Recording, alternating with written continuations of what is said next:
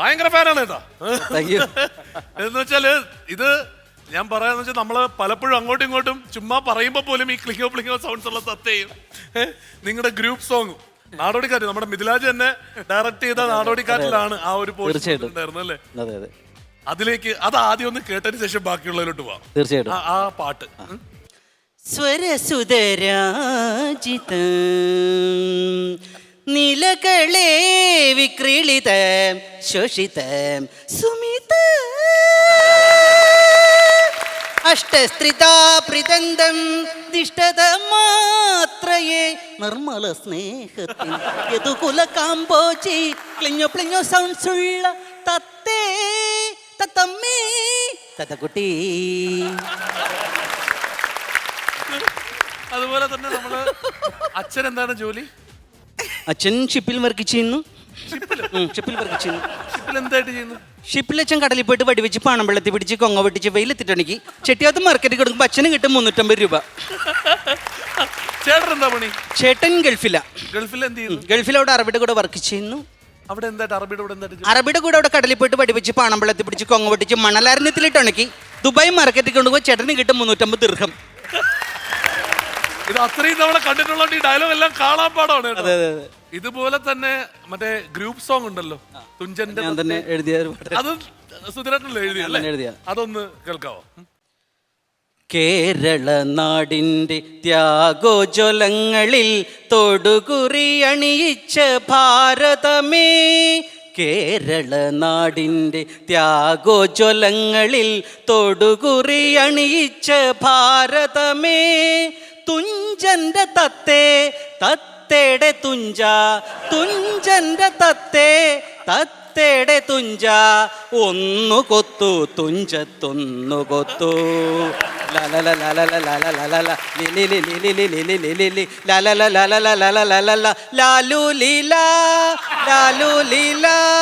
മാമല നാടേ മാവേലി നാടേ മാറട മാടേ ആടുമാടേ, തുഞ്ചന്റെ തത്തേ തത്തേടെ തുഞ്ച, ഒന്നു കൊത്തു തുഞ്ചത്തൊന്നു കൊത്തു. ഈ നാടോടിക്കാറ്റ് ഷൂട്ട് ചെയ്യുമ്പോ ഇങ്ങനെയായിരുന്നു. ഇതെന്തായിരുന്നു അവിടുത്തെ എക്സ്പീരിയൻസ്? എന്തായിരുന്നു? അത് മിഥിലാജ് ചേട്ടനാണ് അത് ഡയറക്ടർ. നല്ലതായിരുന്നു. കാരണം അത് ഇവരെ ഓരോന്ന് എൻ്റേത് ഞാൻ നേരത്തെ ഇങ്ങനെ ഇതിൽ കുറേ സംഭവങ്ങളൊക്കെ ഓരോ ഈ പണമ്പള്ളത്തിലൊക്കെ ഓരോരുത്തർ പറഞ്ഞ സംഭവങ്ങളൊക്കെ ആയിരുന്നു. ഞാൻ എൻ്റെ റൂട്ടിലോട്ടൊന്ന് കൊണ്ടുവന്നാണത്. നാട്ടിലൊക്കെ സംഭവിച്ച കഥകൾ തന്നെ അത്. അല്ല വേറെ ഒരു നുണ പറയുന്ന ഒരു വോയിസ് നമ്മള് കോമഡി വേഷത്തിലൊക്കെ ചെയ്യുന്ന സമയത്ത് ചെയ്തില്ലേ? ഏതാണ്? കേണല് കുറെ കാരണന്മാരുടെ സൗണ്ടൊക്കെ ചെയ്യുമായിരുന്നു. അപ്പൊ എല്ലാ അർത്ഥത്തിലും ആവോളം പണ്ടെന്ന് പറഞ്ഞാൽ ഈ നമ്മുടെ കസാക്കിസ്ഥാനായിട്ട് ഒരു യുദ്ധം നടക്കുന്ന സമയത്ത് അഭയാർത്ഥികൾക്ക് കടൽ കടന്നപ്പുറത്ത് പോകണം. കസാക്കിസ്ഥാൻ അങ്ങനെ രാജ്യമുണ്ട്, മോനെ അറിവില്ലാത്തതുകൊണ്ടാണ്. അപ്പോൾ കടലിന് കുറുകെ അഭയാർത്ഥികൾക്ക് കടൽ കടന്നപ്പുറത്ത് പോകണം. അപ്പോൾ ഞാൻ എന്ത് ചെയ്യുന്ന പറഞ്ഞാൽ എൻ്റെ കൂടെ ഉണ്ടായിരുന്ന നാദാഭായ് നവറോജിയും എല്ലാവരും കൈയൊഴിഞ്ഞു പോയി. ഞാൻ അവസാനം ഒരു റോപ്പ് കിടപ്പുണ്ടായിരുന്നു. ആ റോപ്പ് ഇങ്ങ് എടുത്തിട്ടില്ലേ കടലിന് കുറുകെ അങ്ങോട്ട് എറിഞ്ഞ് അഭയാർത്ഥികളോട് ഞാൻ പറഞ്ഞു ഈ റോപ്പ് അങ്ങോട്ട് കയറി പിടിച്ചിട്ട് തൂങ്ങി അങ്ങോട്ട് പോയിക്കൊള്ളാൻ പറഞ്ഞു. മുത്തുമാലയിലും മുത്തുകോർക്കുമ്പോട്ട് ഓരോരുത്തരെ അങ്ങോട്ട് തള്ളി അങ്ങനെ വിടുകയാണ്. അപ്പൊ എൻ്റെ ഈ തള്ളല് കണ്ടിട്ട് നെഹ്റു എൻ്റെ അടുത്ത് നിന്ന് ചോദിക്കുകയാണ്, എൻ്റെ പൊന്നു കേണല്ലേ എന്ത് തള്ളാടാ നീ തള്ളടേ? അല്ല നമ്മുടെ ഇവിടെ സ്വാതന്ത്ര്യ സമര സേനാനി ഒന്നിച്ചൊക്കെ ഇരുന്നില്ലേ? ഇവരുടെ ഈ പെർഫോമൻസ് ഒക്കെ ആദ്യമായിട്ട് കാണാൻ ഭാഗ്യമുണ്ടായ ഒരാളാണ് ഞാൻ. ഇടയ്ക്കിടയ്ക്ക് പോകുമ്പോഴും വരും അതൊന്ന് പറയുമോ സുധീര എന്ന് പറഞ്ഞ് പറയും. എത്ര കേട്ടാലും മതി വരാത്ത ഹാസ്യത്തിന് കാലാതീതമായ ഹാസ്യം വളരെ അപൂർവമാണ്. ഇപ്പൊ കേട്ടാലും നമ്മൾ പൊട്ടിച്ചിരിക്കുന്നത്.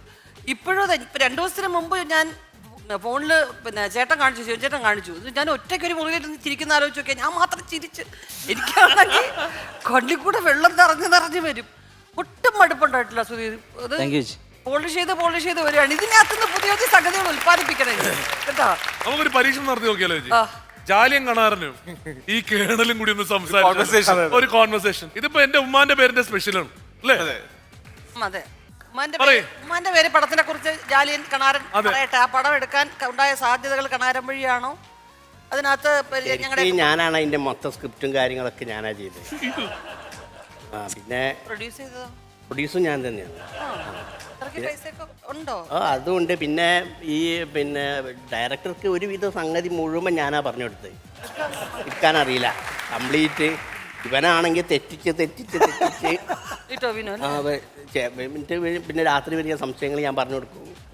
ഗോപി ചന്ദ്രന് ഏതോ രാഗമൊക്കെ പറഞ്ഞു കൊടുത്തെന്ന് പറയുന്നത് അത് മധ്യമാവധി ഞാൻ പറഞ്ഞു കൊടുത്ത്. മോഹൻ ഏതൊക്കെ രാഗം പറഞ്ഞു? മോഹനം മതി എന്ന് പറഞ്ഞത് മോഹൻ അത് ആ പടത്തിന് മോഹനാന്നല്ലേ നല്ലത്. അല്ല മധ്യമാവധി വേണോന്ന് ചോദിച്ചപ്പോ പറഞ്ഞ കണ്ണാരൻ പറഞ്ഞു ഒന്ന് വേണ്ട, അത്രയ്ക്ക് റേഞ്ചിലേക്ക് വേണ്ടേ വേണ്ട. അതിന്റെ ഒരു ഇതിനനുസരിച്ച് അതാണ് മോഹനം. മോഹൻ തന്നെയാണ്. അല്ല ഈ കേണലിന് എന്തോ പറയാനുണ്ടെന്നാണ് പറഞ്ഞത്. അല്ല കേണൽ ലീസിന് അല്ല അതിപ്പോ പുള്ളി ആ രീതിയിൽ അങ്ങനെ സംസാരിക്കണമെങ്കിൽ എനിക്ക് കുഴപ്പമൊന്നുമില്ല. എല്ലാ അർത്ഥത്തിലും ഞാൻ അംഗീകരിച്ചു കൊടുക്കുകയാണ്. പിന്നെ എന്ന് പറഞ്ഞാൽ ശരിക്കും പറഞ്ഞാൽ പുള്ളി ഒരു ബെഡായി അടിച്ചെന്നുള്ളൂ. അതിന്റെ കഥ എൻ്റെ ശരിക്കും പറഞ്ഞു എല്ലാ അർത്ഥത്തിലും.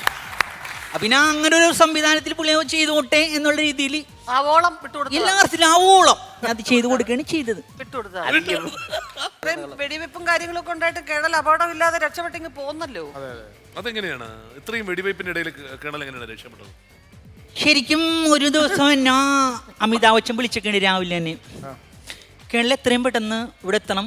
അതായത് കുറച്ച് തീവ്രവാദികൾ ഇവിടെ നമ്മുടെ കാശ്മീർ താഴ്വരയുടെ അടുത്ത് ടെൻ്റ് അടിച്ച് കിടക്കുകയാണ്. അമിതാഭ് ബച്ചൻ ആ അതായത് ഐശ്വര്യ റായ് ഞാനായിട്ടുള്ള ഇരിപ്പോശം വെച്ച് നോക്കുമ്പോൾ അമിതാഭ് ബച്ചൻ എന്നെ വിളിക്കാം.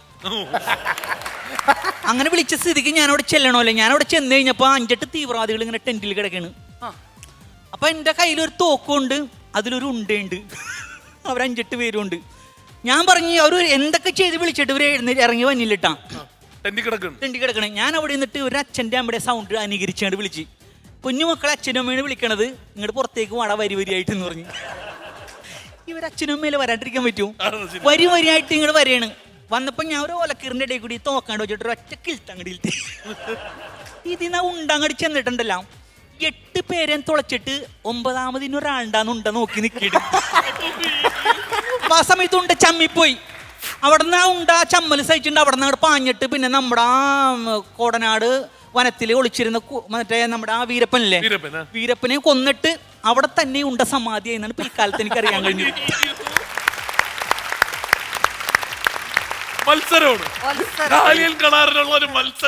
എനിക്ക് ഈ ഐഡിയ ഞാനാ പറഞ്ഞു കൊടുത്തത്. പാട്ടുകൾ ഇതേപോലെ കുറെ എൻ്റെ ഒരു പാരഡി ഞാൻ തന്നെ എഴുതിയൊരു പാട്ടുണ്ടായിരുന്നു. നമ്മുടെ നിൻ തുമ്പ് കിട്ടിയിട്ട് ചുരുൾമുടിയിലിൻ്റെ ഒരു ചങ്ക് പൊട്ടിയുള്ള നിലവിളി പോ സരസൻ സരിഗമ പാടി വടക്കേല വീട്ടിൽ വലിവായി കിടക്കും വല്യപ്പനെഴുന്നേറ്റോടി. ഒരു ചങ്ക് പൊട്ടിയുള്ള നിലവിളി പോ വിളിക്കാത്ത കല്യാണ വീട്ടിൽ ചെന്നു സരസൻ ട്രാക്കിട്ടു പാടി. വിളിക്കാത്ത കല്യാണ വീട്ടിൽ ചെന്നു സരസൻ ട്രാക്കിട്ടു പാടി.